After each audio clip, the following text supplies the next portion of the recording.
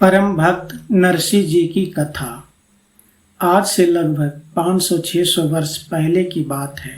एक नरसिंह नाम के श्री कृष्ण जी के परम भक्त थे, परंतु थे बहुत ही कंजूस और 56 करोड़ की संपत्ति के मालिक थे। परमात्मा कहते हैं माया को सिर पर नहीं रखना चाहिए। जैसे मोटरसाइकिल को सिर पर नहीं रखते, उसको तो चलाते हैं, परंतु सेठ नरसिंह मेहता माया से चिपक कर बैठे हुए थे, अर्थात दान नहीं करते थे, बल्कि बहुत कंजूस थे। उनकी केवल एक लड़की थी और उसकी भी शादी नरसिंह ने कर दी थी। साथ ही नरसिंह जी के नाम की हुंडी चला करती थी, जैसे आज बैंकों द्वारा ड्राफ्ट बनाए जाते हैं। पैसा जमा करके एक कागज में बैंक ड्राफ्ट बनाते हैं कि हमारे पास इसके इतने रुपये जमा हो चुके हैं, और उस ड्राफ्ट को आप किसी दूसरे शहर में जाकर बैंक में दे दो, उतने ही पैसे मिल जाया करते हैं। ऐसे ही पहले के समय में हुंडी काम करती थी। इसके लिए राजाओं द्वारा धनी व्यक्तियों की संपत्ति के हिसाब से उन्हें हुंडी बनाने की मान्यता प्रदान की जाती थी कि कोई व्यक्ति इतने रुपये तक की हुंडी ड्राफ्ट बना सकता है।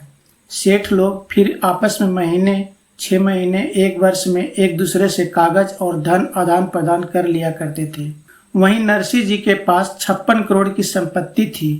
यदि आज के समय से अनुमान लगाएं तो अरबों खरबों की संपत्ति थी, और धन इकट्ठा करने के चक्कर में वह इतना कंजूस हो गए थे कि वह चवन्नी भी दान नहीं करते थे। लेकिन परमात्मा तो परमात्मा ही होता है।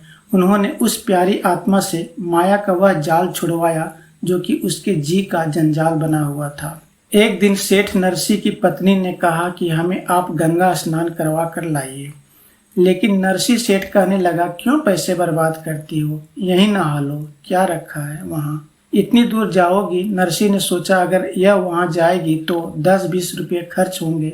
जब नरसिंह की पत्नी ने नरसिंह से ज्यादा कहा तो नरसिंह जी ने सोचा अब यह मुझे ज्यादा दुखी करेगी, सिर में दर्द रखेगी। ऐसा सोचकर वह पत्नी के कहने से गंगा स्नान के लिए चल पड़ा। जब वे गंगा में जाकर स्नान करने लगे, इतने में ही पूर्ण परमात्मा कबीर साहेब जी ने वहां साधु रूप में प्रकट होकर उन्हें श्री कृष्ण की महिमा सुनाई।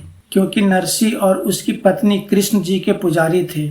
आप आगे आगे सुनते जाइए, धीरे धीरे आपको प्रमाणों से समझ में आ जाएगा कि परमात्मा ने उनके सामने श्री कृष्ण जी की महिमा क्यों गाई थी। कबीर साहेब ब्राह्मण रूप बनाकर आए और कहने लगे, सेठ नरसिंह जी, गंगा स्नान करने आए हो तो कुछ दान करो।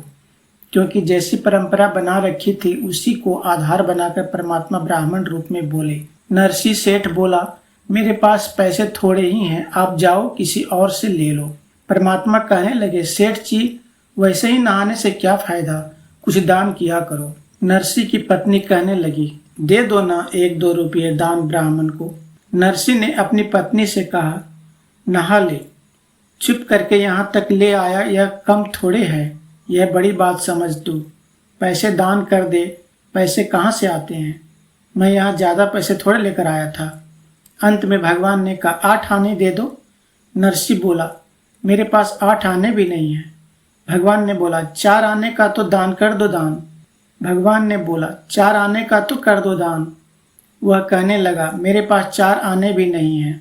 नरसिंह कहने लगा, 1 टका दूंगा, सिर्फ 1 टका। परमात्मा ने कहा, चल 1 टका ही दे दो। नरसिंह बोला, 1 टका तो दे दूंगा, लेकिन मेरे घर आना पड़ेगा, यहाँ मैं थोड़ा लाया हूँ। भगवान बोले, चलो घर पर ही दे देना। नरसिंह जी की यह शेष कथा अगले भाग 2 में देखें। धन्यवाद।